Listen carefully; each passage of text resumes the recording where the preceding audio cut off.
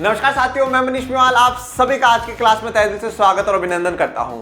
हम लोग पढ़ रहे हैं बिहार बोर्ड के वन शॉट की सीरीज और आज हम लोग करेंगे अर्थशास्त्र का अध्याय 2 राज्य एवं राष्ट्र की आय का वन शॉट। वैसे इस चैप्टर के 2 लेक्चर्स ही हैं, ज्यादा बड़ा चैप्टर नहीं है, बहुत छोटा सा चैप्टर है। लेक्चर 1 और 2 में कवर करा है और लेक्चर 3 में आपको इसकी बैक एक्सरसाइज कराई गई है, परंतु ये वन शॉट एक साथ आपको सब कुछ मिल जाए, एक साथ आपको आसानी से हर चीज समझ में आ जाए, इसलिए ये वन शॉट है। बड़ा ही short and sweet one shot आप लोगों के लिए है। चलिए शुरू करते हैं आज के लेक्चर को और बढ़ते हैं वन शॉट की तरफ। सबसे पहले बात करते हैं आय। जैसे चैप्टर का नाम ही है राज्य एवं राष्ट्र की आय, तो सबसे पहले हमें बात करनी चाहिए आय या इनकम। सीधा सा अगर हम एक इंग्लिश का वर्ड देखते हैं तो क्या कह रहा है, इनकम।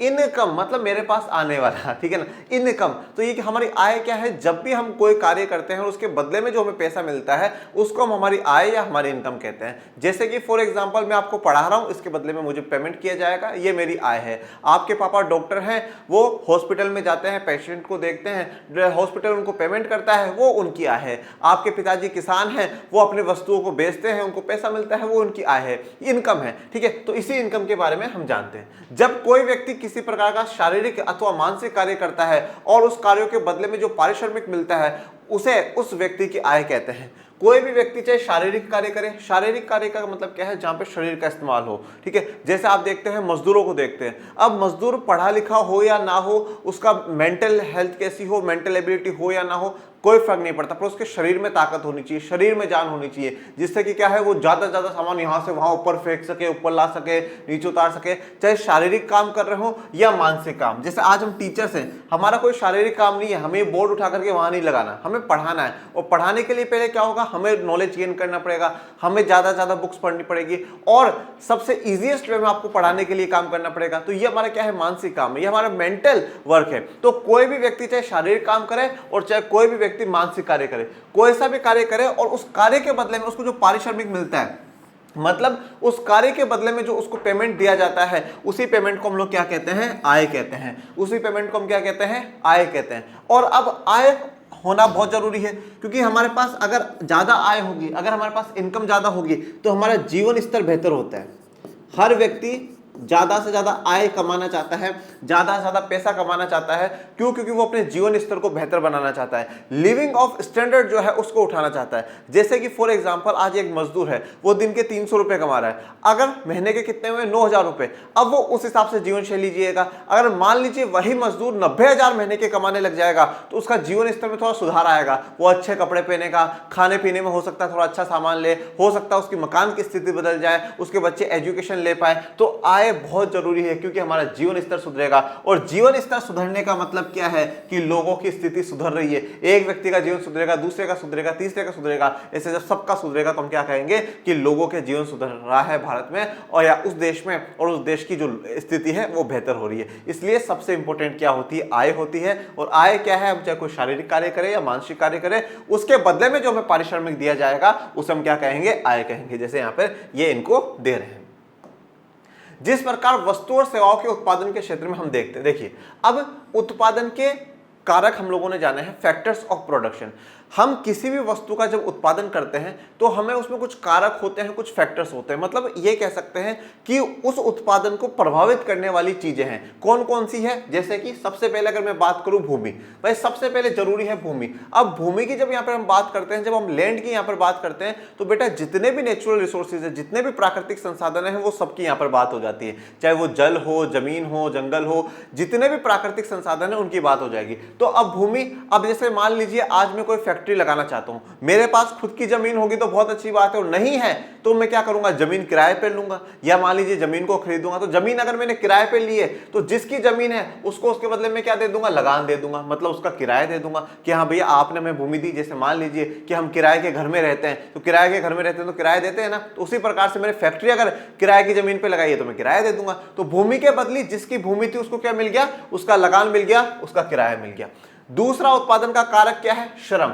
ठीक है, श्रम मतलब एक तरीके से मेहनत, और मेहनत कौन करता है, मजदूर। मतलब हम यहाँ पे कह सकते हैं जो काम करने वाले लोग हैं वो। अब काम करने वाले लोग भी 2 प्रकार के होते हैं बेटा। एक होता है कुशल श्रम।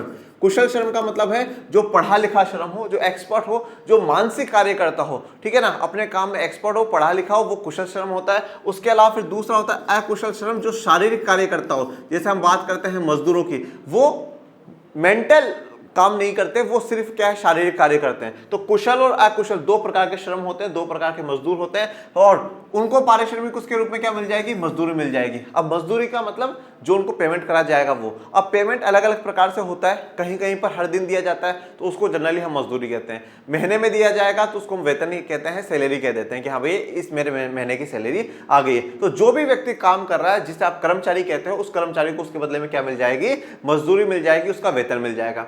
तीसरा उत्पादन का कारक क्या है, पूंजी।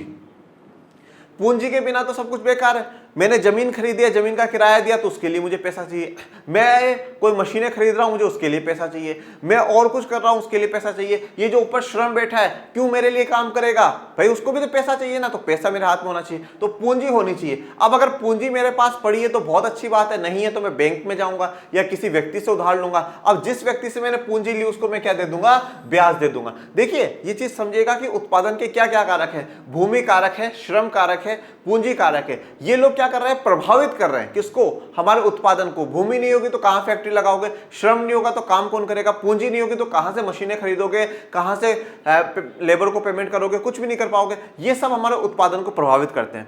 पूंजी भी बेटा दो प्रकार की होती है, एक होती है स्थायी पूंजी।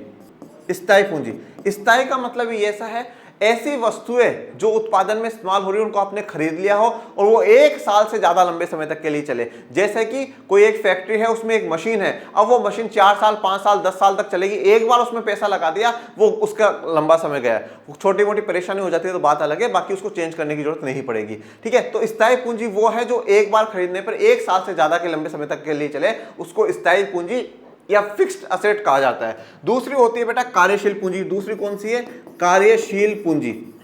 कार्यशील का मतलब होता है जिससे रेगुलर हमारा कार्य चलता रहे, जैसे कि मजदूरों को पेमेंट करना है, इलेक्ट्रिसिटी का बिजली का बिल भरना है, पानी का बिल भरना है, किराया देना है, कच्चा माल मंगवाना है, ये सब के लिए जो पेमेंट दिया जाएगा वो किस में आ जाएगा, कार्यशील पूंजी में आ जाएगा।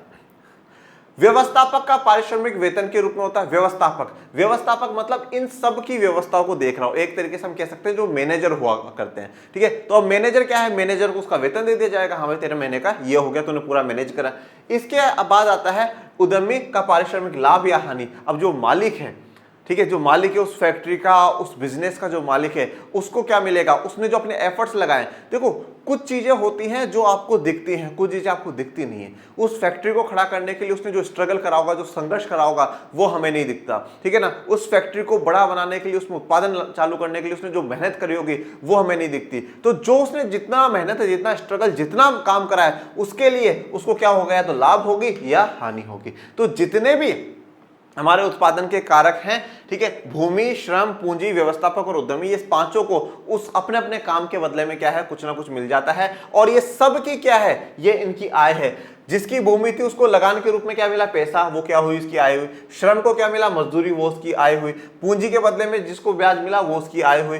वेतन मिला, लाभ या हानि मिली, ये सब क्या है, ये आय है, ये इनकम है। चारों तरफ पैसा ही पैसा, पैसा ही पैसा हम लोगों को चाहिए होता है, ये सबको पैसा मिल जाता है।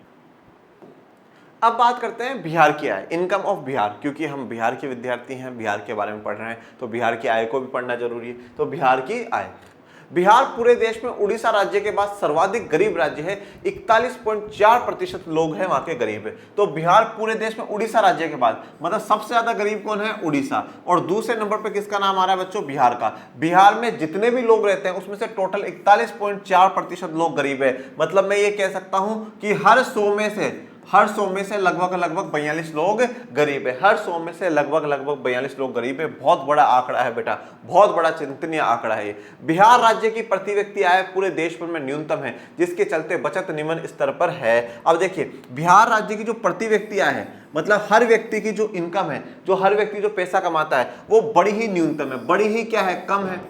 अब जब आपके पास पैसा कम आ रहा है, अगर मान लीजिए मैं कम पैसा कमा रहा हूं, तो मेरे पास बचाने का तो ऑप्शन बचेगा ही नहीं। क्यों?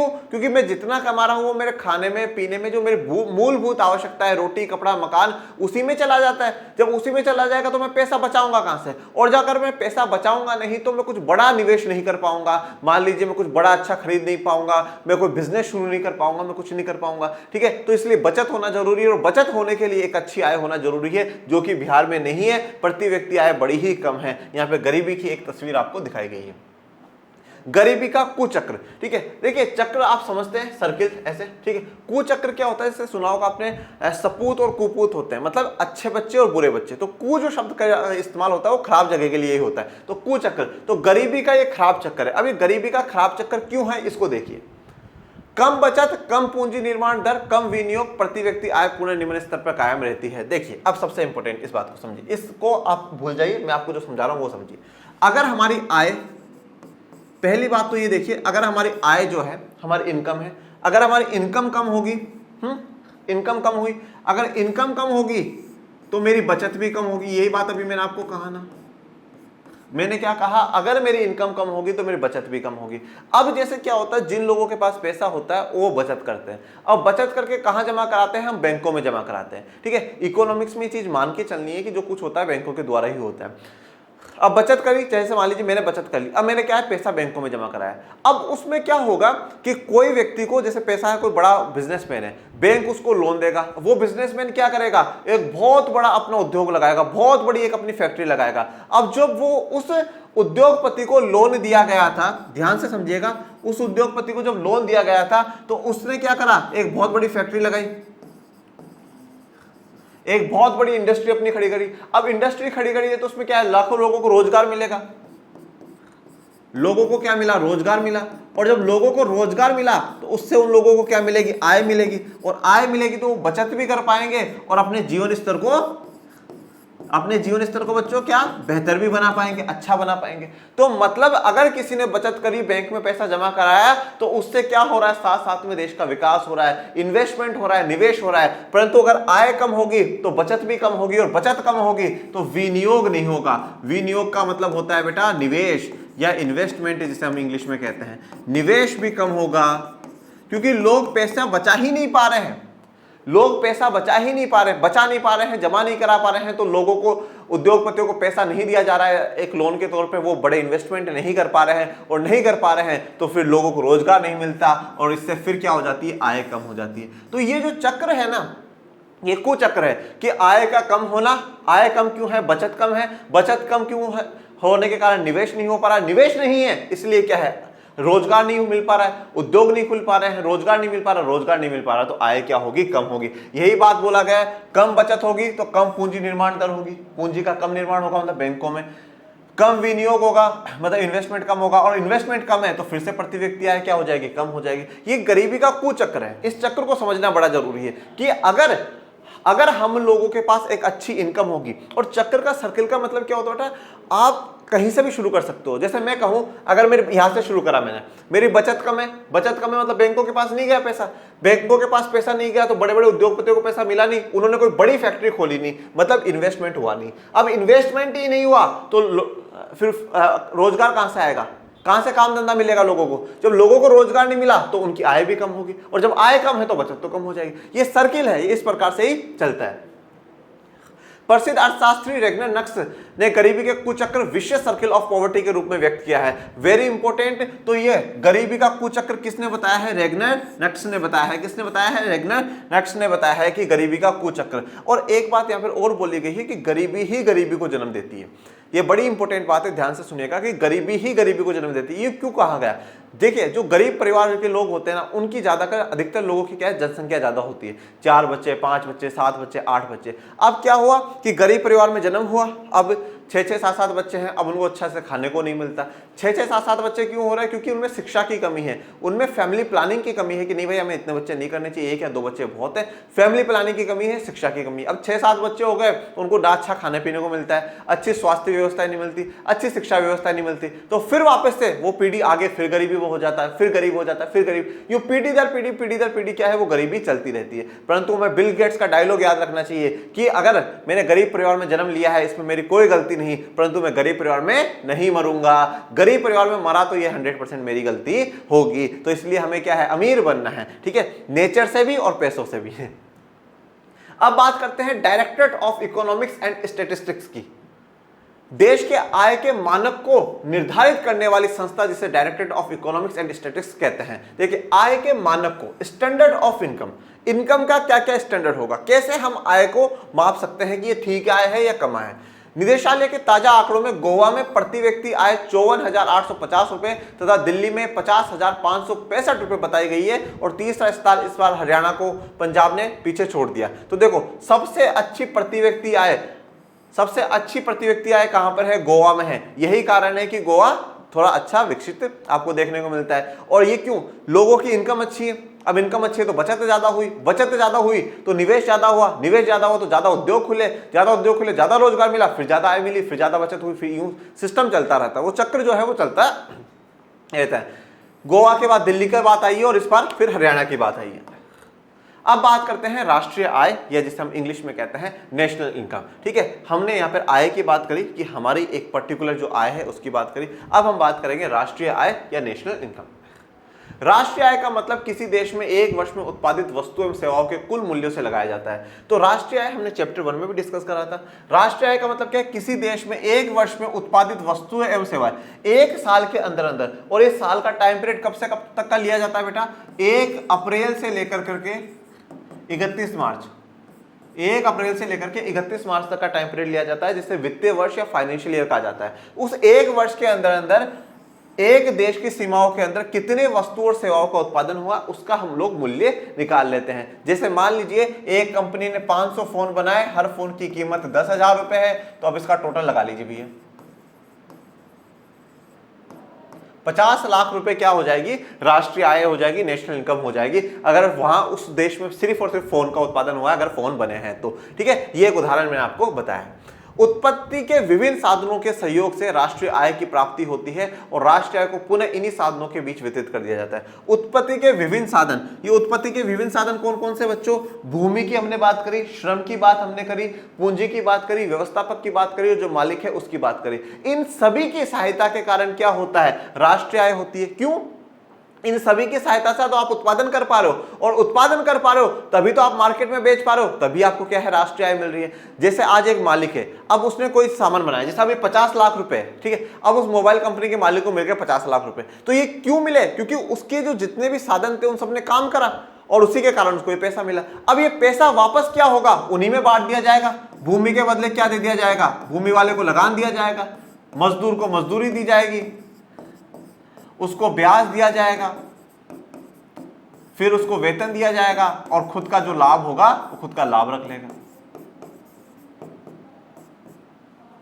ओके, हम इस बात को क्या है? बिल्कुल लाभ जो है, लाभ के लिए करते हैं, लगान, मजदूरी, ब्याज और वेतन, लाभ होगा। तो यहां पर यह बात कही गई है कि हम जो राष्ट्रीय आय है, जो नेशनल इनकम है, वो इन्हीं उत्पत्ति के साधनों से क्या करते हैं? प्राप्त करते हैं, और फिर जो आय आती है, जो इनकम आती है, वो उन्हीं में ही बांट देते हैं। मैंने भूमि से, श्रम से, भौतिक पूंजी से, व्यवस्थापक से और मालिक से, इनकी मदद से क्या करा? पैसा कमाया और फिर वह पैसा उन्हीं में वापस बट गया। भूमि के बदले मैंने लगान दिया, मजदूरी दी, ब्याज दी, वेतन दी, यही बात यहां पर कही गई है।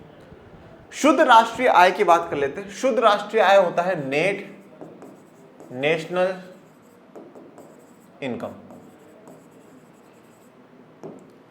जब इन सभी भौतिक और अभौतिक सेवाओं से प्राप्त आय का कुल रूप से आकलन किया जाता है तब उसे कुल उत्पादन कहते हैं। देखिए, भौतिक और अभौतिक सेवाएं, भौतिक क्या हो गया भाई? फिजिकल। ऐसे हमने क्या पढ़ा था चैप्टर 1 में? प्राथमिक और द्वितीय क्षेत्र वस्तुओं का उत्पादन करते हैं, वो भौतिक है। आज इस रिमोट का उत्पादन करा, मैं इसको छू सकता हूं ना, ये भौतिक है। इस मार्कर का करा, ये भौतिक है। तो ये सब क्या है? भौतिक है। और जो सेवाएं दी जा रही है वो अभौतिक है, उनको फील करा जा सकता है, टच नहीं किया जा सकता। तो भौतिक और अभौतिक सेवाओं से जो भी कुल जो आय हुई है उसको हम टोटल क्या कहते हैं? कुल उत्पादन कहते हैं। कि भाई हमारे देश में इस बार इतना उत्पादन हुआ, हमारे देश में 50 लाख के मोबाइल फोन बनाए गए, हमारे देश में 1 करोड़ रुपए के मार्कर बनाए गए। हम टोटल प्रोडक्शन, कुल उत्पादन हम लोग ऐसे पता लगा लेते हैं। उत्पादन के क्रम में किए गए खर्चों को घटा देने के बाद जो बचता है उसे शुद्ध राष्ट्रीय आय या नेट नेशनल इनकम कहते हैं। देखो, अब उत्पादन के क्रम में किए गए खर्चों को घटा दिया जाए। जैसे कि अगर मान लीजिए 100 रुपए का कोई वस्तु है, उसमें से जो 40 रुपए जो खर्चा हुआ, उस पर जो भी खर्चा हुआ, मजदूर को दिया, बिजली जो सब कुछ है वो हटा देते हैं। तो जो 60 रुपए है ना, ये 60 रुपए क्या है? नेट नेशनल इनकम है, शुद्ध राष्ट्रीय आय है हमारी, कि सच में इतना हमने कमाया। जैसे मैं आपको एक उदाहरण देता हूं, ठीक है? देखिए बेटा, एक होता है ग्रोस सैलरी। जैसे मैं आपको एक उदाहरण दे रहा हूं, ग्रोस सैलरी। सैलरी का मतलब क्या होता है? वेतन। ग्रोस यहां पर अर्थशास्त्र में शब्द प्रयोग करा जाता है वो सकल होता है, पर इसका मतलब टोटल होता है। जैसा मैथ्स में टोटल लिखते हैं, कुल लिखते हैं, यहाँ पे हम ग्रोस लिखते हैं और हिंदी में इसको सकल लिखते हैं, ठीक है ना। तो ग्रोस सैलरी, अब जैसे कोई एक, अगर आपके घर में कोई गवर्नमेंट इंप्लॉय है, सरकारी कर्मचारी, तो उनकी कभी देखिएगा जो पे स्लिप आती है ना, वो ऐसे आती है। जैसे ग्रोस सैलरी किसी व्यक्ति की 1 लाख रुपए है, ये 1 लाख रुपए, सरकार उसको 1 लाख रुपए दे रही है, परंतु उसके नीचे एक लिखा हुआ रहेगा नेट सैलरी। अब नेट सैलरी में क्या होगा, 1 लाख रुपए में से भैया 10,000 आपको टैक्स देना था, अच्छा ठीक है वो काट दो, कितने बचे 90,000, ओके ठीक है 90,000 बचे। अब 90,000 में से 10,000 आपके पीएफ में जाएंगे, कितने बचे 80,000, अच्छा अच्छा ठीक है। अब 80,000 में से आपने कोई लोन ले रखा था तो 20,000 उसकी किस्तें गई, तो कितने बचे 60,000। अब मेरे हाथ में जो भी सरकारी कर्मचारी है उसके हाथ में कितना है 60,000, उसकी सैलरी कितनी है 1 लाख रुपए, वो टोटल सैलरी है, पर उसके हाथ में कितना है 60,000, तो ये क्या हो जाएगी, ये नेट सैलरी हो जाएगी। तो मैंने क्या करा, जो मेरी टोटल सैलरी थी उसमें से जितने भी खर्चे थे, सरकार को देना था, मेरी बैंक की किस्त देनी थी, जो कुछ था कटपटा करके जो मेरे हाथ में आता है वो 60,000 आती है, इसी को हम क्या कहते हैं नेट सैलरी कहते हैं। ऐसा ही यहाँ पर कहा गया है कि जो हमारा टोटल होगा उसमें से जो हमारा खर्चा आया है वो जब निकाल देंगे तो उसको क्या कहा जाएगा, शुद्ध राष्ट्रीय आय कहा जाएगा, नेशनल इनकम कहा जाएगा। यदि देश की कुल पूंजी विदेशों में लगा दी जाती है तो उससे प्राप्त आय को भी राष्ट्रीय आय में जोड़ दिया जाता है। अगर देश की जो कुल पूंजी है, मतलब कोई व्यापारी है वो वहां पैसा लगाता है और उससे जो उसको इनकम प्राप्त होती है उसको भी हम राष्ट्रीय आय में जोड़ लेंगे, परंतु कौन सी, जो खर्चा कट करने के बाद उसके पास आएगी वो राष्ट्रीय आय में जुड़ जाएगी। प्रोफेसर किनीज के बारे में पढ़ लेते हैं थोड़ा सा। राष्ट्रीय आय को उपभोक्ता वस्तुओं तथा विनियोग वस्तुओं पर किए गए कुल व्यय के योग के रूप में व्यक्त किया जाता है, फॉर्मूले के रूप में y = c + i। देखिए y का मतलब यहां पर क्या है, आय इनकम, y का मतलब क्या है आय, ठीक है। c का मतलब इंग्लिश में होता है कंजप्शन और हिंदी में हम इसको लिखते हैं उपभोग, हमने उपभोग कितना करा है, ठीक है ना। और आय क्या है, आय इन्वेस्टमेंट है, परंतु हम इसको विनियोग भी लिख सकते हैं, हिंदी में विनियोग ही लिखेंगे, हम इसको निवेश भी लिख सकते हैं और हम इसको बचत भी कह सकते हैं बेटा, क्योंकि बचत होगी तभी तो आप निवेश करोगे, विनियोग करोगे। और अगर आपके पास पैसा पड़ा है, बचत कर रखी है, तो वो भी एक तरीके का, एक प्रकार का निवेश ही है बेटा, ठीक है, वो भी निवेश से कम नहीं है। तो यहाँ पर प्रोफेसर किनीज एक बात कहते हैं कि जो व्यक्ति की आय होती है वो 2 भागों में बढ़ती है, या तो वो उपभोग कर लेता है, जैसे मान लीजिए कि एक व्यक्ति है वो 10,000 रुपए महीने के कमाता है, ये 10,000 रुपए उससे, अब इस 10,000 में से 6,000 रुपए का उसने क्या कर लिया, उपभोग कर लिया, मतलब खाने पीने में, घर का किराया, जो कुछ उसको करना था वो कर लिया। अब 4,000 क्या रह गए, बाकी रह गए, वो क्या है, वो आपकी बचत है। कोई भी व्यक्ति हो अपनी इनकम में से 2 ही काम करता है, या तो वो उपभोग करता है या वो बचत करता है, जिसे हम निवेश कहते हैं, विनियोग कहते हैं।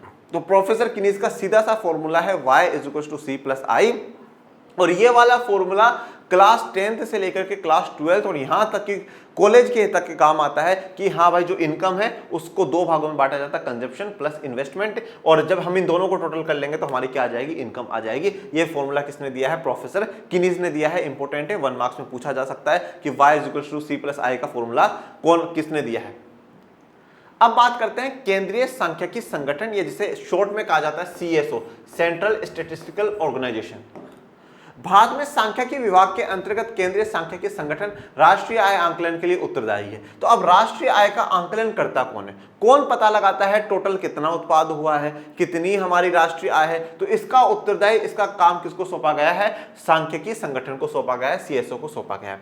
इस कार्य में राष्ट्रीय प्रतिदर्श सर्वेक्षण संगठन NSSO केंद्रीय सांख्यिकी संगठन की सहायता करता है। तो NSSO इसकी क्या करेगा, हेल्प करेगा, ये दोनों मिलकर के हमें राष्ट्रीय आय बता करके देते हैं। फिर बात करते हैं राष्ट्रीय आय की धारणा, ठीक है।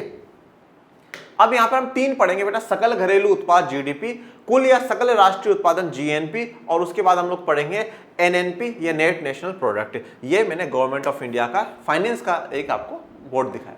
चलिए अब एक पहले थोड़ा सा बेसिक जो चीज है उसको समझ लीजिए। हम यहाँ पर कर लेते हैं विभाजन। हमें यहाँ 2 चीज समझ करके जानी है, एक हमें समझना है बेटा GDP को, ग्रोस डोमेस्टिक प्रोडक्ट, और दूसरी तरफ हमें समझना है ग्रोस नेशनल प्रोडक्ट, ठीक है ना। ग्रोस डोमेस्टिक प्रोडक्ट और ग्रोस नेशनल प्रोडक्ट, ये हमें समझना है। अब इसको बड़े से समझिए। जीडीपी का मतलब क्या है? सकल घरेलू उत्पाद। सकल का मतलब है कुल, टोटल, हम ये सीधा सा कहते हैं कुल घरेलू उत्पाद। घरेलू का मतलब क्या है? हमारा घर। हमारा घर क्या है? हमारा देश। हमारे देश के अंदर जितनी भी वस्तु और सेवाओं का उत्पादन हो रहा है उसका जो टोटल बाजार मूल्य होगा वो हमारी जीडीपी कहलाएगा। सीधी सी बात है। यहाँ पे जीडीपी जब हम लोग निकालते हैं हमें 3-4 बातों का ध्यान रखना होता है। पहली बात, एक वर्ष के भीतर, अभी हमने पढ़ा था ना, एक साल के अंदर अंदर होना चाहिए। दूसरी बात क्या ध्यान रखनी? राजनीतिक सीमाओं के अंदर अंदर। राजनीतिक सीमा का मतलब क्या है? जैसे मैं कहूं भारत, तो भारत में कश्मीर से कन्याकुमारी, गुजरात से अरुणाचल प्रदेश, अंडमान निकोबार द्वीप समूह, लक्षद्वीप द्वीप समूह, इनमें से कोई सी भी जगह पर अगर कोई भी उत्पादन होता है, कुछ भी चीज बनती है, तो उस पर मेड इन इंडिया लिखा जाता है। मेड इन इंडिया का मतलब है इंडिया के अंदर बना है, इंडिया के सीमाओं के अंदर बना है, तो जो भी उसका बाजार मूल्य होगा वो किसकी जीडीपी में जुड़ेगा? भारत की जीडीपी में जुड़ेगा। एक वर्ष के अंदर, एक राजनीतिक सीमाओं के अंदर अंतिम वस्तु होनी चाहिए, कोई मध्यवर्ती वस्तु नहीं होनी चाहिए बेटा। अंतिम वस्तु का मतलब क्या होता है? अंतिम वस्तु वह वस्तु होती है जिसका उपभोक्ता इस्तेमाल कर ले। अंतिम वस्तु वह वस्तु है जिसका उपभोक्ता इस्तेमाल कर ले। ये टी शर्ट किसी फैक्ट्री में बनी होगी, इसका मैंने इस्तेमाल कर लिया, मैं इसको इस्तेमाल करने वाला हूं, मैं उपभोक्ता हूं, तो ये क्या कहलाएगी? अंतिम वस्तु कहलाएगी। आप मिठाई लेकर के आए, आपने मिठाई खा ली, वो क्या कहलाएगी? अंतिम वस्तु कहलाएगी। मध्यवर्ती वस्तुएं क्या होती हैं? जो कि इन चीजों के उत्पादन में काम आती है। जैसे मान लीजिए कि आप दूध लेकर के आए, आप हलवाई हैं और आपने मिठाइयां बनाई, तो दूध आपके लिए क्या हो जाएगा? मध्यवर्ती वस्तु हो जाएगा, और जो मिठाइयां हैं वो अंतिम वस्तु हो जाएगी। तो हम यहाँ पे अंतिम वस्तु को काउंट करेंगे, मध्यवर्ती वस्तु को हम कभी भी काउंट नहीं करते। एक वर्ष होना चाहिए, राजनीतिक सीमाएं होनी चाहिए, अंतिम वस्तु है वो देखेंगे। और हम फिर बात करते हैं बाजार मूल्य की। बाजार का जो मूल्य है उसका टोटल हम लोग करते हैं। हम वस्तुओं को नहीं गिनते कि इस बार देश में 50,000 मोबाइल फोन बने, नहीं, हम ये देखेंगे उसका बाजार मूल्य कितना है। 1 करोड़, हाँ, तो 1 करोड़ हमारी जीडीपी में आ जाता है। तो जीडीपी में हम 4 बातों का ध्यान रखते हैं, एक वर्ष के अंदर, राजनीतिक सीमाओं के अंदर, अंतिम वस्तु और बाजार मूल्य। इन सबका जो हम करते हैं वो क्या आती है? हमारी जीडीपी आती है। जीडीपी के लिए हमेशा एक सीधा सा स्लोगन मैं आपको देकर के जाता हूं, जमीन जिसकी जीडीपी उसकी। जमीन जिसकी जीडीपी उसकी। जिसकी जमीन पर ये काम होगा जीडीपी उसी की हो जाएगी। ठीक है, जिसकी जमीन पे काम होगा जीडीपी उसी की हो जाएगी। उदाहरण के साथ समझाइए सर, उदाहरण के साथ अब भी समझा देते हैं। जैसे मान लीजिए कि आज इंडिया की कोई कंपनी है, इंडिया कंपनी, कोई भारत की कंपनी है, इसने क्या करा? वहां पर गई, जैसे मान लीजिए अमेरिका गई, वहां पर उत्पादन कर रही है, वो वहां पर अपना कोई सामान बना रही है, तो उसका जो बाजार मूल्य होगा, जो वो जितना बेच रही है, जितना सामान बना है, वो जीडीपी किसके में जुड़ेगी? अमेरिका के में जुड़ेगी। किसके में जुड़ेगी? अमेरिका के में जुड़ेगी। इसका उल्टा कर लो, कोई जापान की कंपनी है, वो इंडिया में आकर के उत्पादन कर रही है, तो वो जीडीपी किसकी जुड़ेगी? इंडिया की जुड़ेगी, क्योंकि जमीन किसकी है? इंडिया की है। यहां पर जमीन किसकी थी? अमेरिका की थी। तो जिसकी जमीन पर होगा जीडीपी उसी की कहलाई जाएगी, उसी की ही जीडीपी होगी। तो जमीन जिसकी, जीडीपी उसकी। अब सीधा सा कॉन्सेप्ट हमारा हो गया कि जमीन जिसकी, जीडीपी उसकी। अब आ जाओ जीएनपी की तरफ, जिसे हम लोग कहते हैं ग्रोस नेशनल प्रोडक्ट या सकल राष्ट्रीय उत्पाद। यहां पर सकल घरेलू उत्पाद था, ये सकल राष्ट्रीय उत्पाद है। अब इसको समझिए, इसमें एक जो सीधा सा फॉर्मूला है, वो फॉर्मूला ये है जीडीपी। ठीक है, जीडीपी तो आप टोटल करोगे, इस जीडीपी में से क्या करोगे? जो बाहर के लोग, जो फॉरेनर्स हमारे इंडिया में काम कर रहे हैं, जो फॉरेनर्स हमारे इंडिया में काम कर रहे हैं, जैसे जापान की कंपनी, तो अब जो उसका मालिक है वो भी तो एफर्ट्स लगा रहा है यार, उसने कंपनी सेटअप करी, वो प्रॉफिट कमाने के लिए ही बैठा है। तो जो भी कोई फॉरेनर अगर इंडिया में आकर के काम करता है, उसकी जो इनकम होगी वो हम माइनस कर देंगे। तो फॉरेनर इनकम, जो फॉरेनर की इनकम होगी वो हम माइनस कर देंगे। अब ऐसा ही क्या है, कोई विदेशों में हमारे भारतीय भी तो काम कर रहे हैं, तो जो विदेशों में जो हमारे भारतीय काम कर रहे हैं, जो वो इनकम भारत लेकर के आ रहे हैं, वो हम उनकी जोड़ लेंगे। इंडियंस इनकम फ्रॉम अब्रॉड, विदेशों से जो उनको इनकम हो रही है वो हम जोड़ लेंगे। तो इससे फिर हमारी क्या आ जाएगी? जीएनपी आ जाएगी। क्या आ जाएगी? जीएनपी आ जाएगी। जीडीपी ये होती है और जीएनपी ये होती है। एक्चुअल में जो सही कंडीशन जो दिखाती है वो जीएनपी दिखाती है। जीडीपी का मतलब सिर्फ इतना सा है, अगर ज्यादा जीडीपी है इसका मतलब ये हुआ कि आपके देश में उत्पादन बहुत ज्यादा हो रहा है, बहुत अच्छा खासा जो उत्पादन है आपके देश में हो रहा है, प्रोडक्शन बहुत हो रहा है, हर वस्तु का निर्माण आपके देश में हो रहा है, ये एक अच्छी बात जीडीपी दर्शाती है। परंतु एक्चुअल में इनकम कितनी है वो जीएनपी से पता चलती है। वो हमें जीएनपी से ही पता चलेगी। अब आप लोग पूछ सकते हो कि सर जी क्या जीडीपी बराबर जीएनपी हो सकता है? क्या कभी जीडीपी जीएनपी के बराबर हो सकता है? बिल्कुल हो सकता है, परंतु वो कैसी कंडीशन पर होगा? जब देश की अर्थव्यवस्था बंद होगी। जब देश की अर्थव्यवस्था बंद होगी, ना तो हमारा कोई कंपनी बाहर जाकर के काम करेगी और ना हम किसी कंपनी को बुलाएंगे। तो जितना हमारे देश में उत्पादन हुआ वो भारतीयों ने ही करा है, भारतीयों की कंपनियों के द्वारा ही करा गया है, तो वो जीडीपी बराबर जीएनपी हो जाएगा, क्योंकि उसमें ना तो कोई बाहर विदेशों में काम नहीं कर रहा तो उसकी इनकम नहीं जोड़नी है, और हमारे देश में कोई विदेशी काम नहीं कर रहा तो उसकी इनकम घटानी नहीं है। तो जीडीपी बराबर जीएनपी सिर्फ बंद अर्थव्यवस्था के केस में ही हो सकता है। ये बड़ा इंपॉर्टेंट कॉन्सेप्ट था जीडीपी और जीएनपी का, जो कि मैंने आपको बड़ी सरल भाषा में और आसान भाषा में समझा दिया है। चलिए अब आगे बढ़ते हैं। सकल घरेलू उत्पाद जीडीपी किसी देश में किसी दिए हुए वर्ष में, किसी देश में तो मतलब जो राजनीतिक सीमा है वो किसी दिए हुए वर्ष में, एक वर्ष के अंदर अंदर वस्तुओं और सेवाओं की कुल मात्रा उत्पादित की जाती है, उसे सकल घरेलू उत्पाद कहा जाता है। तो जो टोटल उत्पादन हुआ है वो सकल घरेलू उत्पाद में आ जाएगा, जीडीपी में आ जाएगा। फिर बात करते हैं सकल राष्ट्रीय उत्पादन जीएनपी की बात कर लेते हैं।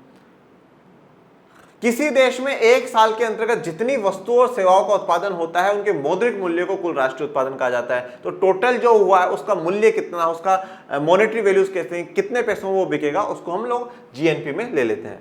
यहां ध्यान रखना चाहिए कि कुल राष्ट्रीय उत्पादन जीएनपी, ठीक है ना, ये वाला, और सकल घरेलू उत्पादन जीडीपी, दोनों में अंतर है। इन्होंने बोला है कि भैया जीडीपी को और जीएनपी को एक मत समझ लेना। ये जुड़वा जुड़वा लगती है पर जुड़वा है नहीं, एक मत समझ लेना, डिफरेंस समझ करके चलना, और वो अंतर क्या है वो अंतर समझिए।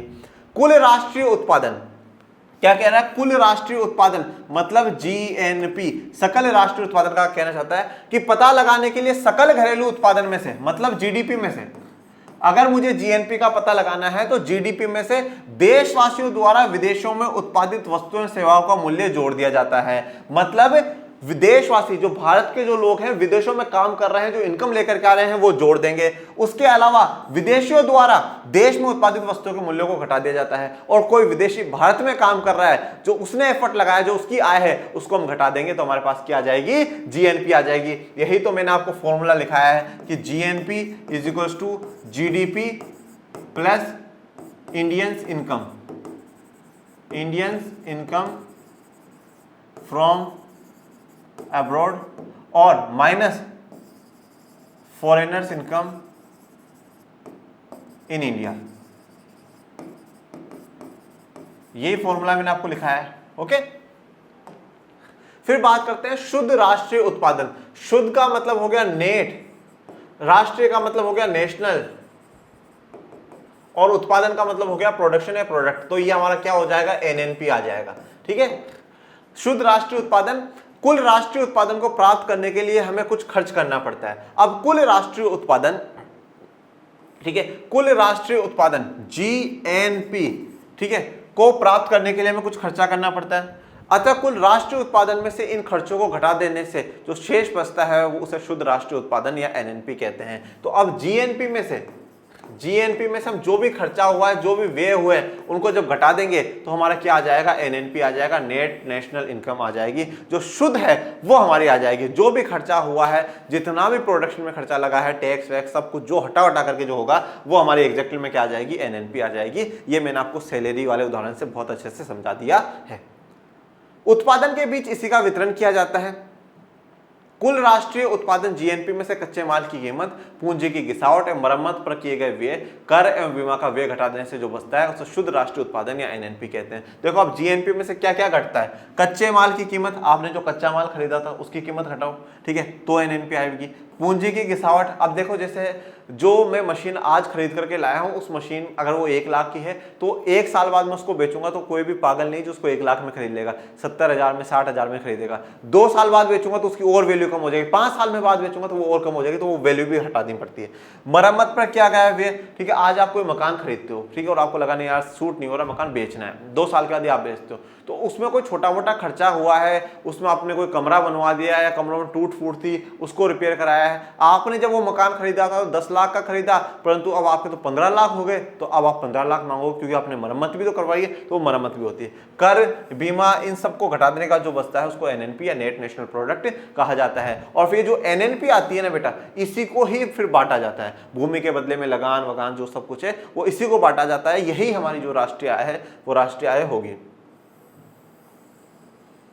ठीक है, शुद्ध राष्ट्रीय आय हमारे पास होनी चाहिए, शुद्ध राष्ट्रीय उत्पादन है वो हमारे पास होना चाहिए, यही हमारी क्या होगी, इनकम होगी, यही एक्चुअल में हमारी इनकम होती है। अब एक कॉन्सेप्ट जो है वो आप और समझिए, बड़ा ही इंपॉर्टेंट है। एक व्यक्ति की इनकम दूसरे के लिए खर्चा है, एक व्यक्ति की इनकम दूसरे के लिए खर्चा है। मैं आपको बड़े ही आसान शब्दों में समझा रहा हूं। एक व्यक्ति की आय, एक व्यक्ति की आय दूसरे व्यक्ति के लिए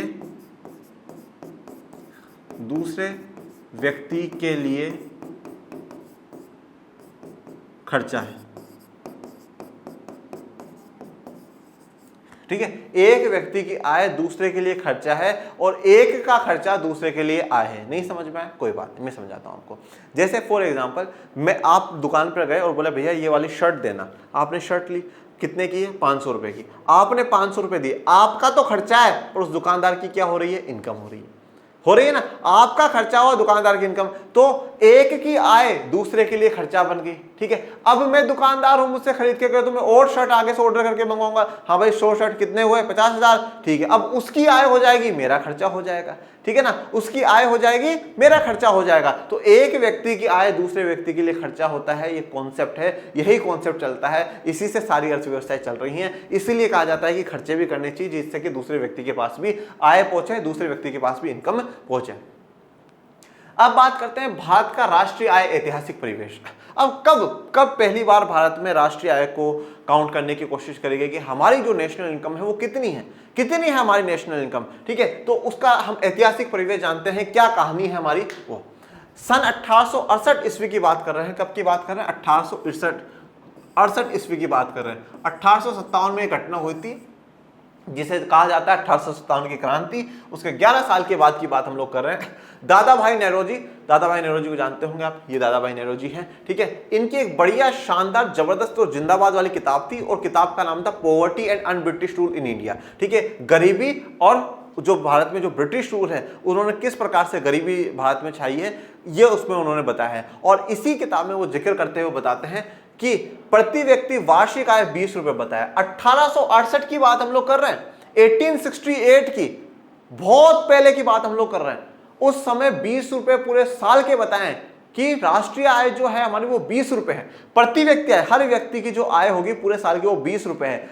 20 रुपए सर, आजकल तो 20 रुपए में तो बच्चे नहीं मानते। तो बेटा मैं 1868 की बात कर रहा हूं जहां पर चौनी अठन्नी भी चला करती थी और चौनी अठन्नी में भी बहुत कुछ आया करता था। तो उस समय पूरे साल के 20 रुपए, पूरे साल के 20 रुपए का मतलब ये हो गया कि हर महीना 1 रुपया से भी थोड़ा सा ज्यादा, ठीक है, 1.5 रुपया तक हर महीना कमा रहा है व्यक्ति, तो वो ठीक है। इसके बाद अनेक विद्वानों ने व्यक्तिगत रूप से भारत की राष्ट्रीय आय तथा प्रति व्यक्ति आय का अनुमान लगाया। तो दादा भाई नेहरू जी के बाद और भी काफी ऐसे विद्वान आए जिन्होंने अपने स्तर पर प्रति व्यक्ति आय और राष्ट्रीय आय का पता लगाने की कोशिश करी है। प्रसिद्ध अर्थशास्त्री डॉक्टर V.K.R.V. राव के द्वारा 1925-29 के बीच में भारत का राष्ट्रीय आय का आंकड़ा सर्वाधिक प्रचलित है। तो 1925-29 के बीच में डॉक्टर V.K.R.V. राव जी हैं, ये इन्होंने राष्ट्रीय आय का आंकड़ा लगाया, उन्होंने आकलन करा, उसको उन्होंने राष्ट्रीय आय को समझा और अच्छे से और भी क्लियर करा। तो उसको हम सबसे ज्यादा प्रचलित मानते हैं, उसको सबसे ज्यादा हम लोग क्लियर मानते हैं, जो कि डॉक्टर V.K.R.V. राव जी के द्वारा है। अगस्त 1949 ईस्वी में, देखिए अब भारत आजाद हो चुका है, 47 में आजाद हो गया।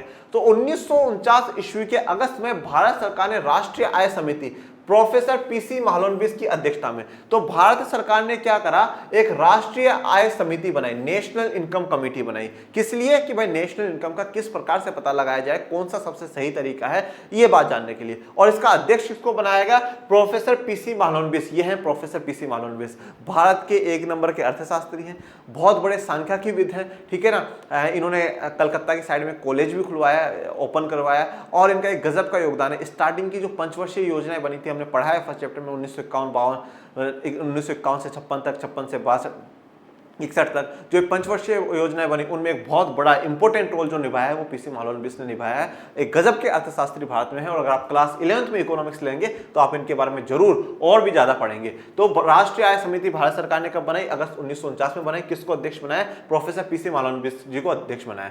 उद्देश्य क्या था? भारत की राष्ट्रीय आय के संबंध में अनुमान लगाना था कि भाई भारत की राष्ट्रीय आय है कितनी, नेशनल इनकम है कितनी, कितना उत्पादन हो रहा है, कितने उससे मौद्रिक मूल्य मिल रहा है, राष्ट्रीय आय है क्या, वो पता लगाओ। उसका उद्देश्य, ये समिति बनाने का उद्देश्य यही था। अप्रैल 1951 में समिति ने अपनी प्रथम रिपोर्ट प्रस्तुत करी। तो अप्रैल 1951 में, अगस्त 1949 में बना और अप्रैल 1951, 2 साल से भी कम का समय लिया और समिति ने अपनी रिपोर्ट सरकार को सौंप दी। अगर रिपोर्ट को हिंदी में लिखना चाहो तो वो प्रतिवेदन लिखा जाता है बेटा, प्रतिवेदन, ठीक है। अपना जो प्रतिवेदन है वो सरकार के सामने रख दिया। इसमें सन 1948-49 के लिए कुल राष्ट्रीय आय 8,650 करोड़ रुपए तथा प्रति व्यक्ति आय 246.9 रुपए बताया गया। मतलब पूरे देश की राष्ट्रीय आय कितनी है? 8,650 करोड़। कितनी?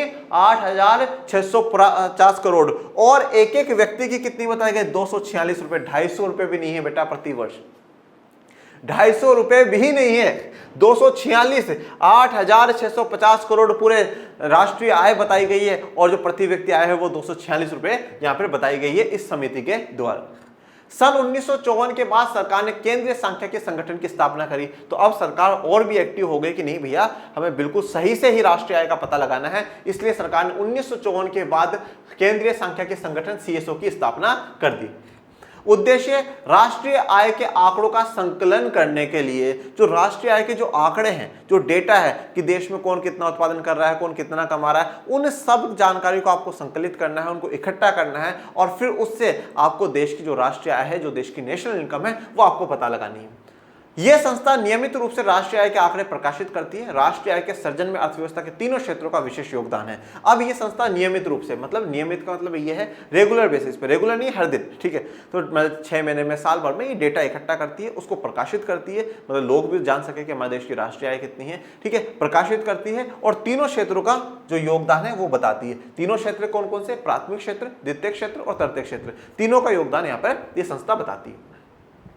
अब बात करते हैं प्रति व्यक्ति आय, या जिसे इंग्लिश में कहा जाता है पर कैपिटा इनकम। पर पर्सन इनकम नहीं लिखा जाता, पर कैपिटा इनकम लिखा जाता है। अब ये प्रति व्यक्ति आय कैसे निकलती है वो देखिए। राष्ट्रीय आय में देश की कुल जनसंख्या भाग देने पर जो भागफल आता है उसे प्रति व्यक्ति आय कहते हैं। इसका आकलन निम्न प्रकार से किया जाता है। तो क्या कहा गया है? प्रति व्यक्ति आय कैसे निकलेगी बेटा? जो राष्ट्रीय आय है, जो हमारी टोटल इनकम है, जो हमारी टोटल इनकम है, उसमें हम क्या करेंगे? हमारी जो कुल जनसंख्या है उसका भाग दे देंगे। हमारी जो कुल जनसंख्या है उसका भाग दे देंगे, ठीक है। यह हमारी क्या हो गई? प्रति व्यक्ति आय हो गई। नहीं समझ में आया? कोई बात नहीं, एक आसान तरीके से समझते हैं। जैसे मान लीजिए कि आज आप लोग 4 भाई बहन हो, ठीक है। 4 भाई बहन हो, एक रिश्तेदार आए, ठीक है। एक रिश्तेदार आए, वो उन्होंने बोला बेटा ये 100 रुपए ले और चारों बांट लेना, ठीक है। ये 100 रुपए ले और चारों बांट लेना। ये 100 रुपए क्या है? आपके टोटल इनकम है। ये 100 रुपए क्या है? टोटल इनकम है। और जनसंख्या कितनी है? 4 लोगों की। बांटने कितने में? 4 में। तो अब आपने 4 में बांट लिया तो कितना हो गया? 25-25। तो हर व्यक्ति को कितना मिला? 25-25 रुपए मिला। ऐसे ही तो टोटल इनकम कितनी है और जनसंख्या फिर कितनी, उससे भाग देकर के हम प्रति व्यक्ति आय का पता लगा लेते हैं, पर कैपिटा इनकम का पता लगा लेते हैं। और अगर हमारी प्रति व्यक्ति आय ज्यादा होगी, अगर प्रति व्यक्ति आय ज्यादा होगी तो इससे हम ये कह सकते हैं कि लोगों के पास सुविधाजनक वस्तुएं अधिक होंगी। सुविधाजनक वस्तुएं क्या होंगी? अधिक होंगी, ज्यादा होंगी। सुविधाजनक वस्तुएं अधिक होना है या ज्यादा होने का अर्थ क्या है? कि उनका जो जीवन स्तर है वो बेहतर है। जो उनका जीवन स्तर है वो कैसा है? वो बेहतर होगा। तो इसलिए क्या कहा जाता है? प्रति व्यक्ति आय ज्यादा होनी चाहिए। हर इंसान की जो इनकम है वो ज्यादा होनी चाहिए। और ऐसी चीज आपने समय समय पर देखी भी होगी कि अलग अलग डिपार्टमेंट के लोग या अलग अलग, अगर आपके घर में कोई सब जो जॉब करते हैं वो अपने मालिकों से कहते होंगे हमारी इनकम बढ़ाइए, महंगाई बढ़ रही है, महंगाई बढ़ रही है। क्योंकि समय के साथ महंगाई बढ़ती है तो हमें इनकम बढ़ाना जरूरी है। और ये महंगाई क्यों? क्योंकि हमारी इनकम दूसरे के लिए खर्चा है और दूसरे का जो इनकम होगी वो हमारे लिए खर्चा होगी। भाई आज मैं पढ़ा रहा हूँ, मैं पढ़ाने से पैसे कमा सकता हूँ, पर बाकी मुझे सब्जी वाले को भी देने होंगे, कपड़ा खरीदने जा रहा हूँ उसको भी देने होंगे, घड़ी खरीदने जा रहा हूँ उसको भी देने पड़ेंगे, तो मुझे भी पैसों की आवश्यकता होती है। अब बात करते हैं राष्ट्रीय आय की गणना, मेजरमेंट ऑफ नेशनल इनकम। अभी नेशनल इनकम को मेजर कैसे करा जाता है, इसकी गणना कैसे करी जाती है, इसकी काउंटिंग कैसे करी जाती है, वो देखिए। अब देखिए, राष्ट्रीय आय की गणना या जो इसका जो मेजरमेंट होता है वो हम विधियों में करते हैं। हम इसकी 3 विधि या 3 तरीके जो है वो हम लोग यहां पर पढ़ेंगे, ठीक है। 3 जो विधियां हैं वो 3 विधियां हमें यहाँ पे पढ़नी है। 3 तरीकों से हम क्या करते हैं, राष्ट्रीय आय की गणना करते हैं, और उस राष्ट्रीय आय की गणना में किसी प्रकार की कोई भूल चूक ना हो वो भी हम ये देखेंगे कि इस राष्ट्रीय आय की गणना में क्या क्या कठिनाइयां होती हैं। पर पहले हम लोग जानते हैं विधियां, और विधियों को जानने से पहले एक चीज आपको और मैं समझा देता हूं, वो ये है बच्चों, देखिए सबसे पहले एक क्या होता है, उत्पादन होता है। सबसे पहले क्या होगा, उत्पादन होगा। उत्पादन जो हुआ, उस उत्पादन से फिर क्या होती है, हमें आय प्राप्त होती है। क्या प्राप्त होती है, आय प्राप्त होती है। और उस आय का फिर क्या कर दिया जाता है, खर्चा कर दिया जाता है, एक्सपेंडिचर कर दिया जाता है। नहीं समझे, कोई बात नहीं। देखिए उत्पादन हुआ, जैसे मान लीजिए आज एक फैक्ट्री है, उसमें उत्पादन हुआ। अब उत्पादन हुआ, पैसे आए, और पैसे आए तो उससे क्या हुआ, बांट दिया गया ना, ये तेरा, ये इतना तेरा, इतना तेरा, इतना इतना तेरा, ठीक है। अब जब क्या हुआ, जैसे मान लीजिए उस फैक्ट्री में मैं काम करता था, मुझे मेरी इनकम मिली, मुझे मेरा पैसा मिला, मैं दुकान पे गया, ये दे दो, वो दे दो, वो दे दो, तो मैंने क्या करा, कहीं ना कहीं वो पैसा दिया, तो फिर वापस किसी ना किसी देश के किसी ना किसी कोने में किसी ना किसी वस्तु का क्या होगा, उत्पादन होगा, फिर मालिकों के पास पैसा जाएगा, फिर उसको बांट दिया जाएगा। तो 3 स्तर होते हैं, उत्पादन, आय और व्यय। इसको शुद्ध में लिखें तो व्यय लिखते हैं, ठीक है ना। ये इंपॉर्टेंट बात है, ये आपको समझनी चाहिए। चलिए अब सबसे पहले बात करते हैं उत्पादन गणना विधि, सेंसस ऑफ प्रोडक्शन मेथड की हम लोग बात कर रहे हैं। राष्ट्र के व्यक्तियों की आय उत्पादन के माध्यम से अथवा मौद्रिक आय के माध्यम से प्राप्त होता है, इसलिए इसकी गणना जब उत्पादन के योग के द्वारा किया जाता है तो उसे उत्पादन गणना विधि कहते हैं। देखो राष्ट्र के व्यक्तियों की जो आय है वो उत्पादन के माध्यम से होती है। हमने उत्पादन कितना कर, मैंने कहा मैंने 50 लाख रुपए का उत्पादन करा है, मतलब इतने फोन बनाए, इतने की एक की कीमत है, तो 50 लाख रुपए हो गए। मतलब अगर मैं कंपनियों के उत्पादन के आधार पर ही पता लगा लूं, अब देखो गिनने का, राष्ट्रीय आय को काउंट करना, मेजर करने का तरीका है, पहला है कि उत्पादन के आधार पे, अच्छा इस कंपनी में 50 लाख का, इस कंपनी में 1 करोड़ का है, इसमें 2 करोड़ का, इसमें 50 लाख का, टोटल कितना हुआ, 3 करोड़ का। देश में टोटल उत्पादन कितना हुआ, 3 करोड़ का। इसका मतलब क्या हो गया, हमारी राष्ट्रीय आय कितनी हो गई, 3 करोड़ हो गई। तो हम उत्पादन के आधार पर ही पता लगा लें कि उत्पादन में कितने रुपए का हुआ है, कितने के सामान बने हैं। फिर दूसरा है आय गणना विधि। जब राष्ट्र के व्यक्तियों की आय के आधार पर राष्ट्रीय आय की गणना की जाती है तो उस गणना विधि को आय गणना विधि कहते हैं। और जब हम लोगों की इनकम को जोड़ते हैं, अच्छा मनीष सर ने कितना कमाया है, इस व्यक्ति ने कितना कमाया है, मेरे पिताजी ने कितना कमाया है, उसने कितना कमाया, ये सब जब हम सब की एक एक व्यक्ति की इनकम जोड़ लेंगे तो उस विधि से जब जोड़ते हैं, उस तरीके से जब जोड़ते हैं तो उसको आय गणना विधि कहा जाता है। ये जैसे आपने वो गुल्लक रखे होंगे, ठीक है ना, पैसे जोड़ने के लिए। फिर आता है व्यय गणना विधि। अब देखो व्यय गणना विधि क्या है, मुझे जब आय मिली, मुझे इनकम मिली, जैसे मान लीजिए मुझे आज निखिल सर पेमेंट करते हैं, राहुल सर पेमेंट करते हैं, तो वो मेरे लिए इनकम है पर उनके लिए क्या है, खर्चा हो गया। तो अब ये थोड़ा सा लिंकेज है, आय गणना विधि और व्यय गणना विधि में थोड़ा सा लिंकेज है कि हाँ भाई अगर आय मिली है तो दूसरे के लिए खर्चा हुआ ही हुआ होगा। मैं अगर सब्जी की दुकान पे जाकर के कुछ खरीदता हूं तो वो मेरे लिए तो खर्चा पर उसके लिए तो इनकम हो गई ना। तो कहां जोड़ोगे, उसकी इनकम जोड़ोगे, मेरा खर्चा जोड़ोगे, तो व्यय गणना विधि भी है। प्राप्त की गई आय व्यक्ति अपने उपभोग के लिए व्यय करता है, ठीक है, तो हम हमारे उपभोग के लिए खर्चा करते हैं, भाई ये चाहिए ये चाहिए। इसलिए राष्ट्रीय आय की गणना लोगों के व्यय के माप से भी किया जाता है। राष्ट्रीय आय की मापने की इस प्रक्रिया को व्यय गणना विधि कहते हैं, सेंसस ऑफ एक्सपेंडिचर मेथड कहते हैं। मतलब लोगों ने पैसा कितना खर्च करा है, इसने इतना खर्च कर दिया, इसने इतना खर्च कर दिया, इसने इतना खर्च कर दिया, तो खर्चा करने पर तो जैसे पर्स को हल्का करना, ठीक है, पर्स को कितना हल्का हुआ है उस आधार पर भी सरकार पता लगा लेती है कि राष्ट्रीय आय हमारी इतनी है। अब फिर बात करते हैं मूल्य योग विधि। मेन जो है वो 3 है, इसके बाद ये और पढ़ लेते हैं 2। मूल्य योग विधि, census of value added method. उत्पादित की हुई वस्तुओं का मूल्य विभिन्न परिस्थितियों में व्यक्तियों के द्वारा किए गए प्रयास से बढ़ जाता है। ऐसी स्थिति में राष्ट्रीय आय की गणना को मूल्य योग विधि कहते हैं। देखिए अब कभी कभार क्या होता है, वस्तुओं का मूल्य विभिन्न परिस्थितियों में लोगों के द्वारा जो प्रयास करे गए उनसे बढ़ जाता है। जैसे कभी कभार क्या होता है कि जो मालिक है वो मालिक कुछ एक्स्ट्रा एफर्ट्स लगाता है, जिससे क्या होता है उसका वैल्यू बढ़ जाती है, तो वो भी एक आ जाता है मूल्य योग विधि की, उसकी वैल्यू, उस चीज की वैल्यू बढ़ गई, ठीक है ना। जैसे भाई फॉर एग्जाम्पल एक बात मैं आज आपको बताता हूँ, जैसे मान लीजिए कि भाई आज ये कोई टी शर्ट है, ठीक है, ये टी शर्ट है, इस टी शर्ट को अगर एक बहुत बड़ा सुपरस्टार पहन लेगा तो क्या हो जाएगी, इस टी शर्ट की वैल्यू बढ़ गई है। हो जाता ना भाई। आज हम काफी कुछ चीजें तो ऐसी इसलिए इस्तेमाल करते हैं कि नहीं नहीं मेरा वाला जो सेलिब्रिटी है ना वो उसका इस्तेमाल कर रहा है, वो घड़ी ऐसी पहनता है मैं भी ऐसी पहनूंगा, वो जूते ऐसे खरीदता है मैं भी ऐसे खरीदूंगा। तो हम क्या है उससे उसका यूज होने के कारण वो क्या हो गया, हमारी वैल्यू, उस चीज की वैल्यू बढ़ जाती है। व्यवसाय की गणना विधि सेंसस ऑफ ऑक्यूपेशन मेथड। अंत में व्यवसायिक संरचना के आधार पर राष्ट्रीय आय की गणना की जाती है। व्यवसायिक आधार पर की गई गणना को व्यवसायिक गणना विधि कहते हैं। और व्यवसायिक संरचना का मतलब है कि व्यवसाय के हिसाब से हम जो प्रोफेशंस है उनके हिसाब से, काम धंधों के हिसाब से राष्ट्रीय आय की गणना कर ले तो उसको ऑक्यूपेशनल सेंसस ऑफ इनकम कहा जाता है। चलिए अब ये तो हमारा हो गया, ठीक। अब हम बात करते हैं राष्ट्रीय आय की गणना में कठिनाइयां। कोई भी काम करते हैं तो कुछ कठिनाइयों का तो हमें सामना करना ही पड़ता है, कुछ डिफिकल्टीज तो हमें देखनी ही पड़ती है। तो राष्ट्रीय आय की गणना करते समय, राष्ट्रीय आय को काउंट करते समय सरकार को कौन कौन सी कठिनाइयों का सामना करना पड़ता है, कौन कौन सी डिफिकल्टीज का सामना करना पड़ता है, वो आइए देखते हैं। जैसे मैंने यहाँ पे एक दीदी को कूदते हुए दिखाया है, वो एक एथलीट है, ठीक है, जो कूद रही है, वो भी क्या है, कठिनाइयों से उभर रही है, परंतु वो एक दिन सुपरस्टार बन जाएगी, एक बड़ी एथलीट बन जाएगी। इसलिए यहाँ पे ये तस्वीर दर्शाई गई है। अब यहां पर पढ़ेंगे आंकड़ों को एकत्र करने में कठिनाई, फिर दोहरी गणना की संभावना, और फिर मूल्य के मापने में कठिनाई, ये सब कुछ। सबसे पहले आंकड़ों को एकत्र करने में कठिनाई, डिफिकल्टी इन कलेक्टिंग डेटा। आंकड़ों को एकत्र करने में मतलब सीधी सी आम भाषा में आंकड़ों को इकट्ठा करने में, कौन व्यक्ति कितना कमा रहा है, कौन व्यक्ति कितना खर्च कर रहा है, कहां पे कितनी कंपनी में कितना उत्पादन हो रहा है, इन सब का डेटा निकालना ही एक बहुत बड़ी समस्या है। आसानी से डेटा मिलता ही नहीं है, ये डेटा कलेक्ट करना ही एक बहुत बड़ी समस्या है। अगर आज मैं आपको भी एक छोटी सी काम सौंपू ना कि जाओ बेटा अपनी कॉलोनी में सिर्फ इतना सा पता लगा कर क्या हो कि कितने बच्चे पढ़ते हैं, कितने बच्चे स्कूल नहीं जाते, ठीक है ना, ये पता लगा कर आओ, तो आपको डेटा अच्छे से नहीं मिल पाएगा, एग्जैक्टली सही डेटा नहीं मिल पाएगा। सरकार को तो सबकी आय का पता लगाना होता तो एक बहुत डिफिकल्ट काम होता है। पूरे देश के लोगों की आय को हम उत्पादन के रूप में या उसकी आय के रूप में आंकते हैं, और इस आंकड़ों को एकत्र करने में अनेक कठिनाइयां होती हैं। या तो हम उत्पादन के रूप में आप लेते हैं या उसकी आय के रूप में आप लेते हैं कि भाई उत्पादन के स्तर पे कितने रुपए का उत्पादन हुआ है, या फिर हम उसको हर लोगों को, व्यक्तियों को आय इनकम कितनी मिल रही है उस आधार पर। दोनों में से किसी भी तरीके को हम लोग अपना लेते हैं, परंतु इनको आंकड़ों को एकत्र करने में हमें कठिनाई होती है।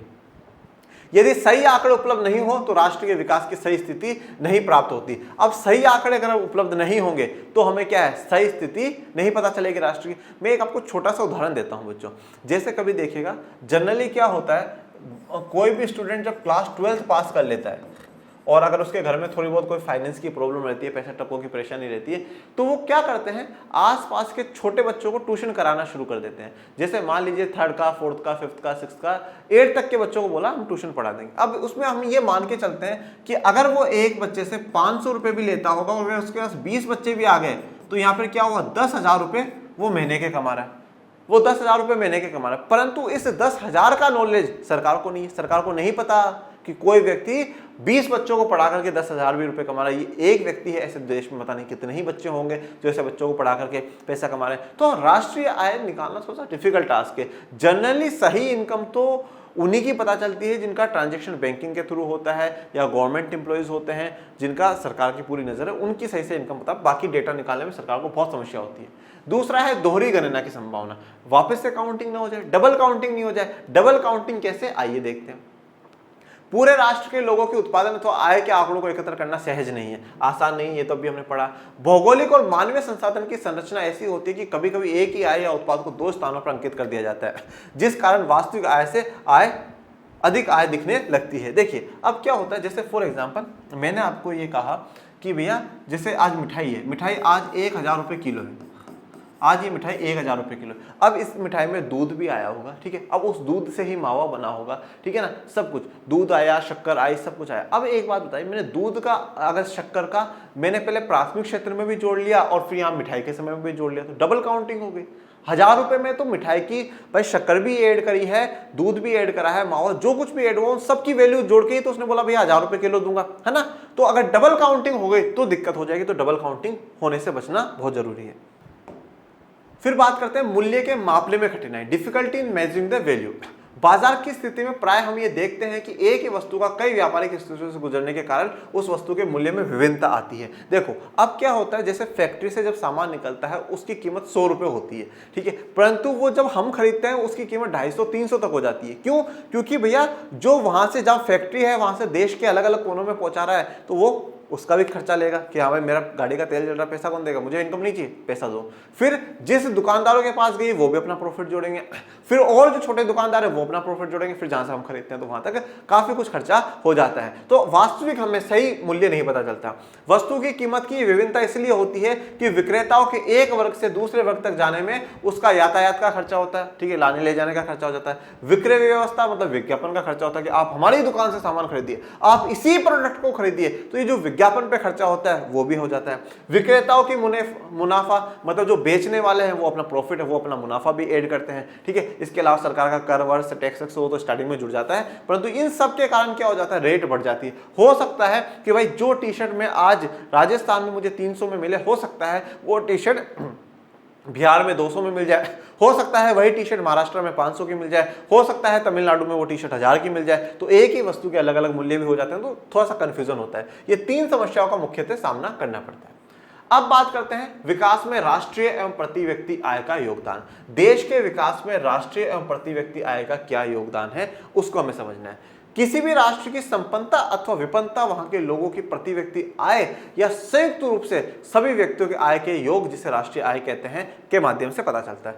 कोई भी देश वो कितना संपन्न है, मतलब उसके पास कितने साधन है, कितना संपन्न का मतलब होता है हमारे पास सब कुछ, और विपन्न का मतलब कुछ भी ना हो, मतलब बहुत कम साधन हो हमारे पास। जैसे हम कहें आज आप संपन्न व्यक्ति हो, आज आप घर बैठ करके मोबाइल से पढ़ पा रहे हो, आपके पास पंखा चलता है, 2 वक्त का खाना मिलता है, अच्छे कपड़े हैं, सब कुछ बढ़िया जीवन है, संपन्न है हम लोग सब। और जिनका नहीं होता वो विपन्न हो जाते। तो कोई भी राष्ट्र कितना संपन्न है, ठीक है, या हम कह सकते हैं कितना विकसित है, कितना अविकसित है, वो सब उसकी लोगों की प्रति व्यक्ति आय से या उनके टोटल करने पर जो राष्ट्रीय आय आती है उससे पता लगा सकते हैं, उसी से हमें पता चलता है।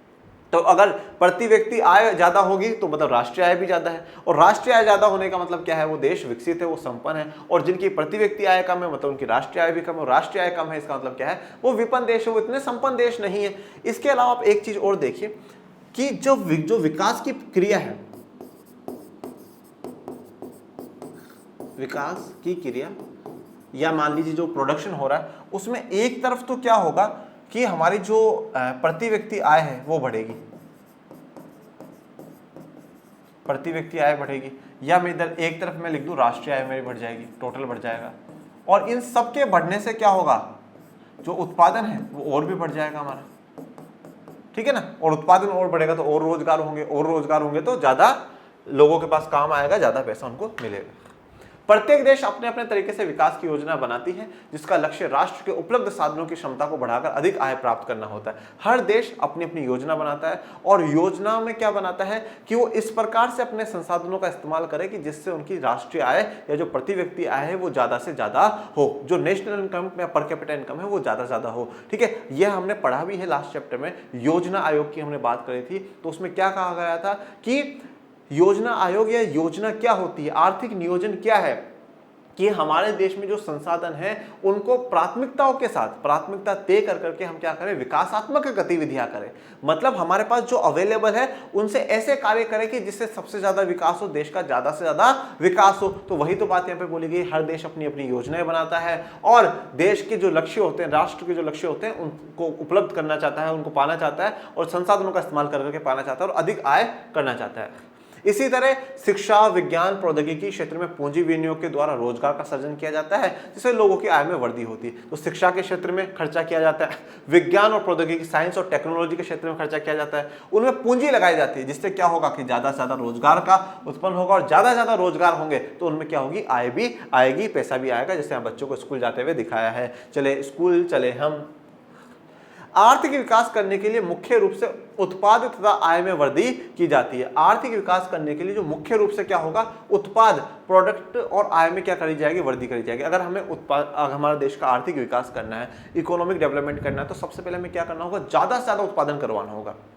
मतलब हमारे देश में ज्यादा फैक्ट्रियां हो, उद्योग हो, उनमें बहुत सारा उत्पादन हो, और उत्पादन जब ज्यादा हो रहा है मतलब लोगों को रोजगार ज्यादा मिलेगा, और रोजगार ज्यादा मिलेगा मतलब लोगों को आय अच्छी मिलेगी, और जब सबको अच्छी आय मिल रही है तो मतलब हमारी राष्ट्रीय आय भी ज्यादा होगी। मतलब सीधा सा जो फैक्टर है वो यहाँ पर यही है कि उत्पादन बहुत ज्यादा होना चाहिए, देश में खूब प्रोडक्शन होना चाहिए, हर वस्तु बहुत बननी चाहिए जिससे हम पूरी दुनिया में बेच सके, खूब पैसा हम लोग कमा सके। राष्ट्रीय आय वास्तव में देश के अंदर पूरे वर्ष में उत्पादित शुद्ध उत्पत्ति नेट प्रोडक्ट कहते हैं, लेकिन उत्पत्ति में वृद्धि तभी होगी जब उत्पादन में अधिक श्रमिकों को लगाया जाएगा। आज जो टोटल होगा उसको नेट प्रोडक्ट कहा जाएगा, परंतु जो उत्पत्ति में वृद्धि कब होगी, जब हम ज्यादा से ज्यादा श्रमिकों को लगाएंगे। इस प्रकार जैसे जैसे उत्पादन में वृद्धि होगी वैसे वैसे बेरोजगार लोगों को अधिक रोजगार मिलेगा, श्रमिकों का वेतन बढ़ेगा, उनकी आय बढ़ेगी तथा उनका जीवन स्तर की पूर्व की अपेक्षा बेहतर होगा। तो अब क्या होगा, अगर उत्पादन में वृद्धि होगी, उत्पादन में वृद्धि होने का मतलब क्या है, ज्यादा से ज्यादा फैक्ट्रियां खुलना, ज्यादा से ज्यादा उद्योग खुलना, ठीक है। अब जब ज्यादा से ज्यादा उद्योग खुलेंगे तो जो बेरोजगार लोग हैं जिनका काम धंधा नहीं है उनको क्या मिल जाएगा, रोजगार मिल जाएगा, उनको काम धंधा मिल जाएगा। काम धंधा मिलने का मतलब जो श्रमिक है, जो मजदूर है, उनको वेतन बढ़ जाएगा, उनको पैसा मिलेगा, उनकी आय बढ़ेगी, और पहले की तुलना में उनका क्या हो जाएगा, जीवन स्तर बेहतर हो जाएगा, उनकी जो लिविंग ऑफ स्टैंडर्ड है वो बेहतर हो जाएगी। ज्यादा उद्योग भी खुलेंगे तो जैसे मान लीजिए आज मैं एक फैक्ट्री में काम करता हूँ, अगर मुझे लगा यार 5 फैक्ट्री और खुल गए और मैं बहुत अच्छा व्यक्ति हूँ, बहुत काम करता हूँ, टैलेंटेड व्यक्ति हूँ, परंतु ये फैक्ट्री वाला मुझे अच्छा इनकम नहीं देता, मैं दूसरी के पास भाग के चला जाऊंगा, मुझे दे देंगे, अच्छा पैसा देंगे, तो क्या होगा, मेरा वेतन भी बढ़ जाएगा और मेरा जीवन स्तर पहले से बेहतर होगा। इस प्रकार प्रति व्यक्ति आय में वृद्धि होने से व्यक्तियों का विकास संभव हो सकेगा। तो प्रति व्यक्ति आय में वृद्धि होने से ही क्या है, व्यक्तियों का विकास होगा, और व्यक्तियों के विकास से ही क्या है, फिर देश का विकास होता है। जिस अनुपात में राष्ट्रीय आय में वृद्धि हो रही है उसी अनुपात में या उससे अधिक अनुपात में यदि जनसंख्या में वृद्धि हो रही हो तो समाज का आर्थिक विकास नहीं बढ़ सकता। देखिए बड़ी इंपॉर्टेंट बात बोली हमने, प्रति व्यक्ति आय कैसे निकाली, पर कैपिटा इनकम कैसे निकाला था, कि जो देश का टोटल इनकम है, जो राष्ट्रीय आय है, उसमें हमने टोटल पॉपुलेशन का भाग दिया था, टोटल पॉपुलेशन का भाग दिया था। अब जैसे मैंने आपको क्या उदाहरण दिया था, जैसे मान लीजिए आप 100 रुपए आपको देकर गए और आप 4 बच्चे हो घर में तो 25-25 रुपए, ठीक है। फिर अगली बार जब रिश्तेदार आया तो 125 देकर के गया, ठीक है, परंतु बच्चे कितने हो, 5, तो कितने आ गए, अभी भी 25-25 ही आए, ठीक है ना। फिर अगली बार जब रिश्तेदार आया तो वो 125 रुपए दे के गया, परंतु अब व्यक्ति कितने, आप लोग 6, तो 6 का मतलब 2, 20 समथिंग कुछ रुपए आपको मिलेंगे, 20-20 रुपए ही मिलेंगे। ये क्या हुआ कि अब यहां पर और यहां पर आप देखो कि आपकी जो टोटल इनकम है वो तो बढ़ी है, परंतु क्या हुआ, जो बांटने वाले लोग हैं वो भी ज्यादा हो गए, तो फिर तो कोई मतलब ही नहीं। मतलब इसका यहां पर यह है कि अगर हमारे कुल राष्ट्रीय आय बढ़ती है परंतु उसी के साथ उसी के अनुसार जनसंख्या भी बढ़ती जाती है, तो भैया राष्ट्रीय आय बढ़ने का कोई मतलब नहीं है, क्योंकि वो बटेगा सब में तो प्रति व्यक्ति आय तो वैसे ही कम आ जाएगी। इसलिए राष्ट्रीय आय बढ़ने के साथ साथ क्या है, हमें जनसंख्या पे भी कंट्रोल लगाना जरूरी है। जनसंख्या भी नियमित रहनी चाहिए, ऐसा भी ना हो चाइना की तरह कि बिल्कुल ही कम कर दिया जाए, बिल्कुल 1-2 बच्चों पे लेकर के आ जाए, परंतु हाँ कंट्रोल होनी चाहिए पॉपुलेशन, जिससे कि हमारी जो राष्ट्रीय आय है वो ज्यादा दिखे। ये यहाँ पर आपको नोटों की तस्वीर दिखाई गई है। चंद परिस्थितियों को छोड़कर यदि राष्ट्रीय आय में प्रति व्यक्ति आय में वृद्धि होती है तो समाज के आर्थिक विकास में वृद्धि होगी, और राष्ट्रीय आय में प्रति व्यक्ति आय में कमी होने के समाज से आर्थिक विकास में भी कमी होगी। ये अपना लास्ट नोट है इस चैप्टर का, कि अगर देश में कुछ परिस्थितियों को आप छोड़ दो, बाकी 99.99% में केसेस में क्या होगा कि अगर राष्ट्रीय आय और प्रति व्यक्ति आय बढ़ेगी तो उस देश का आर्थिक विकास भी बढ़ेगा, आर्थिक विकास भी होगा, और अगर राष्ट्रीय आय और प्रति व्यक्ति आय डाउन जाएगी तो देश का आर्थिक विकास भी डाउन ही जाएगा। ओके, तो राष्ट्रीय आय प्रति व्यक्ति आय बढ़नी भी चाहिए और जनसंख्या पे थोड़ा कंट्रोल नियमित भी होना चाहिए, तो देश की आय अच्छी होती है। और राष्ट्रीय आय प्रति व्यक्ति आय देश का एक अर्थव्यवस्था के सूचक हैं, वो दर्शाते हैं कि उस देश की हालात कैसी होंगी। ये सब कुछ इसी के साथ आज का अपना जो वन शॉट है वो कंप्लीट होता है। मैं उम्मीद करता हूं कि आपको बड़े ही अच्छे से समझ में आया होगा। कोई समस्या हो तो डाउट ग्रुप में कमेंट बॉक्स में मेंशन करें, और कैसा लगा आज का लेक्चर ये भी बताइएगा। और बच्चों पढ़ते रहिए, आगे बढ़ते रहिए, मिलेंगे एक और ऐसे ही वन शॉट में, तब तक के लिए थैंक यू सो मच। जय हिंद, जय भारत।